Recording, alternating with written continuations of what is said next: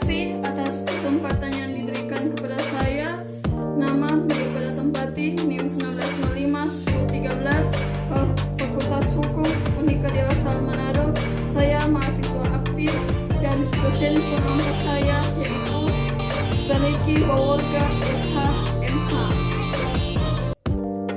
Dengan ini saya akan membawakan materi mengenai hukum laut. Sebelum masuk ke pembahasan, saya akan menjelaskan apa itu laut.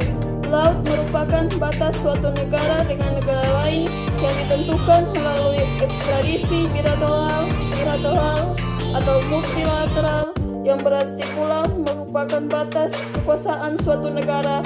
Dan dalam perkembangan hukum internasional, batas wilayah suatu negara sangat dipegang erat. Pelanggaran terhadap suatu negara dan dapat berakibat fatal, bahkan dapat menimbulkan kerenggaraan hubungan dan berlarut-larut dan bias menimbulkan peperangan. Dan berikut saya masuk ke dalam pembahasan mengenai hukum laut.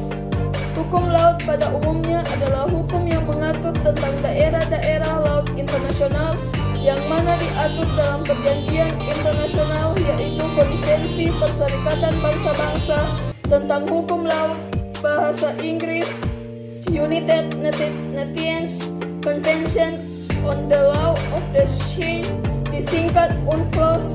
Juga disebut Konvensi Hukum Laut atau Hukum Perjanjian Laut, adalah perjanjian internasional yang dihasilkan dari Konferensi Perserikatan Bangsa-Bangsa tentang Hukum Laut yang ketiga, UNCLOS ketiga, yang berlangsung dari tahun 1973 sampai dengan tahun 1982.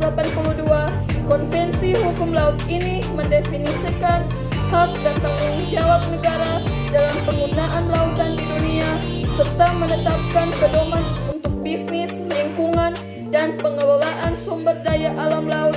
Konvensi disimpulkan pada tahun 1982 menggantikan Perjanjian Internasional mengenai Laut tahun 1958. UNCLOS diberlakukan pada tahun 1994, setahun setelah Guyana menjadi negara ke-60 untuk menandatangani perjanjian. Untuk saat ini telah ada 1958 atau 158 negara termasuk Uni Eropa telah bergabung dalam konvensi.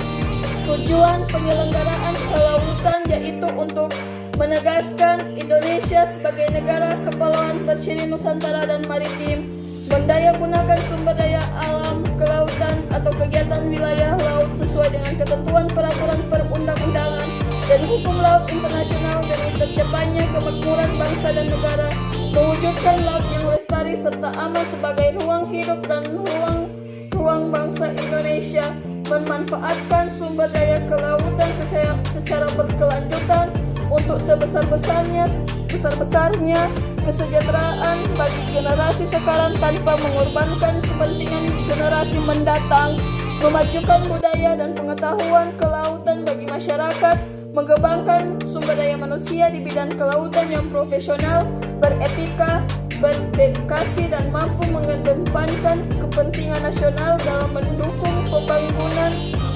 kelautan secara optimal dan terpadu, memberikan kepastian hukum dan manfaat bagi seluruh masyarakat sebagai negara kepulauan, mengembangkan peran negara kesatuan Republik Indonesia dalam peraturan kelautan global sesuai dengan hukum laut internasional dan untuk kepentingan bangsa dan negara.